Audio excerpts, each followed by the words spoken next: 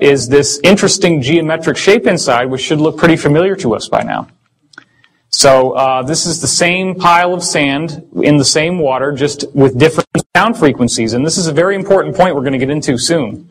The fact is that you can crank up the sound to a different frequency, and you get the same stable geometry. It stays there. It doesn't move. And when you crank it back down, it goes back to the other shape. So these shapes remain consistent for the given volume of water that you have and the shape of that water, regardless of how many times you change your frequencies. And it's also important to notice that the density of the structure, the density of the geometry gets higher as the pitch goes higher. These are increasing pitches as you go down. So that's a very important point. So what if physical matter was actually built like this? What if this is the secret of physical matter?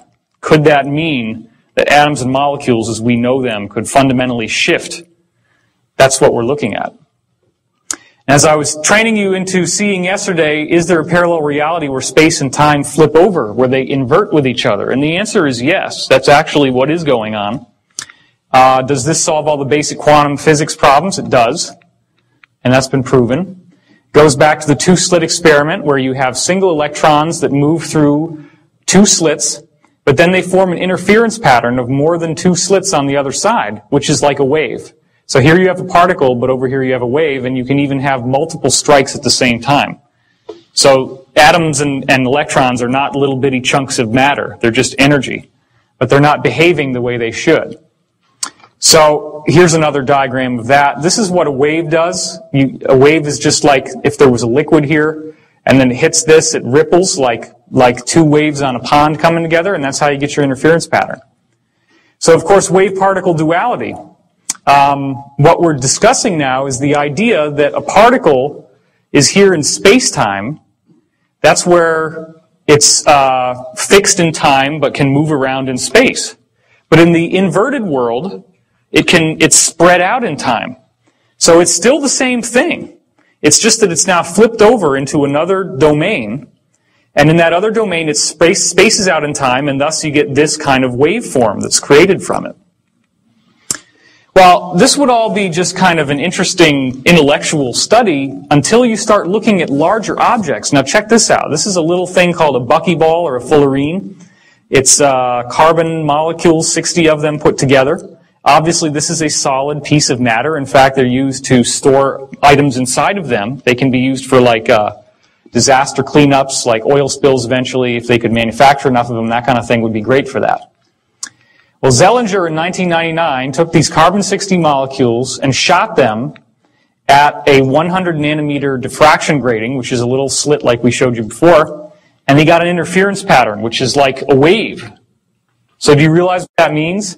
The buckyballs were rolling inside out somehow. They hit that wall, and they turned over. Like, have you ever had one of those little balloons where you squeeze it in your hand and it goes whoosh? Is everybody with me? That's what seems to be happening with physical matter, and I've heard that from black ops people as well. This is performed in Austria. So this little guy popped into all these waves when he hit the wall because he flipped inside out. Now, what's really interesting about the geometry that we're already showing you, like the geometry at the formation of the universe, is that they also can do this. But they do this in a very interesting way. When these geometries flip inside out, this is the opposite that they form. So when you have the dodecahedron, it forms the icosahedron. The tetrahedron flips into another tetrahedron upside down, and then the octahedron flips over into a cube, and it goes back and forth between those two. Now here's what's another very fascinating point. We've just seen how the fullerene can burst into a wave. Well, guess what? DNA is almost the same width. Now just chew on that for a second if you haven't already seen this talk. I mean, DNA is supposed to be a molecule. In fact, the amount of DNA in one cell of your body, if you spaced it out, is 5 feet long. It's 5 feet tall.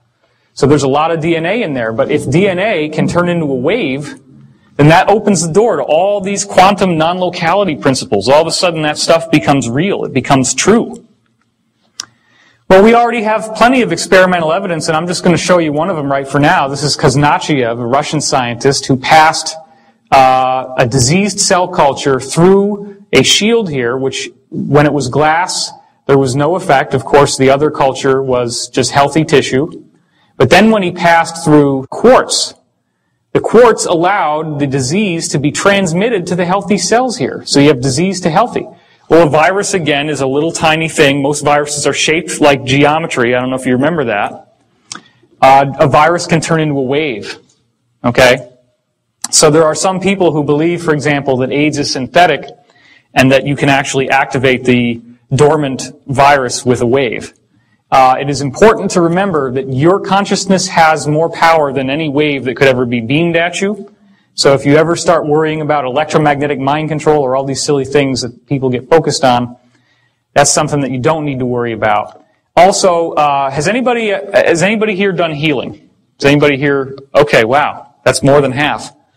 Have you ever noticed how if you're with somebody and you're really empathizing with somebody who's sick, that you start feeling some of the same thing that they've got? There was a case where I had a woman, they were doing a Reiki session on her, and I was in the room, and I started to have this outrageous pain in my big toe. It turns out that she had a gangrenous foot, and the exact spot on my toe that hurt was where the pain was the most strong for her. So this is real stuff. But the thing is, when you get these energetic beamings, unlike this helpless little cell culture, your consciousness has a huge effect on what's going to happen to you. And those little health problems, they don't last very long, right? I mean, usually if you ever do healing work on somebody, just as a tip, go and wash your hands from the elbows down, because that will get rid of this transmitted energy. Okay, it's a very effective means of doing that. So Dewey Larson, the physicist, revealed that time is in fact a three-dimensional domain. And this is where we're getting into the idea of what's over there on the other side when you flip over a particle and it turns into a wave. There's a three-dimensional realm where time as we know it is spaced out. Now, okay, not everybody's following me on this, but we're going to go into how this works, so just stay with me. Einstein talked about the space-time fabric, and the basic idea about gravity is that planets are like dipping down in this fabric, and then gravity is just the result of things rolling towards the planet as the fabric is displaced. Well, think about it. If this were true, and all the planets are sitting on top of this fabric, that means that only the fabric and what's above it represents the realm that we live in. But then you got this whole place on the bottom. And where is that? And how do we get there? Well, the answer is you got to punch a hole through. So that's your wormhole, right? You know, the word wormhole comes from the idea of a worm burrowing through an apple. Everybody remember that? And it's like the outside of the apple is space-time. The inside of the apple, where the wormhole goes, is time-space. That's a three-dimensional realm of time. Time is not linear. It's only linear because we're stuck in space-time. So what happens is time-space is on the inside of the apple, or the donut in this case, and space-time is on the outside. But this whole system can invert so that space-time is now on the inside and time-space is on the outside. So here's the basics of it again. 3 dimensions of space and 1 dimension of time. You can move around in space, but you're fixed in time. It's moving forward like a river. When you go into time-space, what we would think of as time is now 3-dimensional, and what we would think of as space is now 1-dimensional. You actually move around in 3 dimensions of time. This is where we're having dreams. This is where we're having astral experiences. That's why a psychic in a particular place can actually look forward and backward in time in that location, because they're viewing through time-space. That's what your psychic function is. The distance you travel in time-space is actually time travel over here. Now that sounds really far out, but the bottom line is all the things that I'm telling you have been verified by multiple black ops witnesses. They've been verified by experimental, secret projects, and a lot of actual evidence that's in the public domain that we just don't normally understand what it is or why it's there. The entry and exit points are very important. If you look up in these medieval texts about fairy circles and fairy rings, these are the little circles you go into where you find the fairies or the gnomes or the dwarves or the elves or whatever. Well, you don't just find them anywhere. You have to go into these circles, and you can only enter them at certain times because it has to have to do with a planetary alignment. You see, the Earth has naturally occurring natural stargates on them. And I know that some of you might not believe this, but there is so much evidence, and we're going to go through some of that. There are natural stargates, and you actually can time travel. So there's a very important reason why the ancients were building things like Stonehenge and the pyramids. This is not just to entertain themselves and to build a tomb for the dead pharaoh. Okay, it's much more than that. So I read this book when I was 7 years old, and in the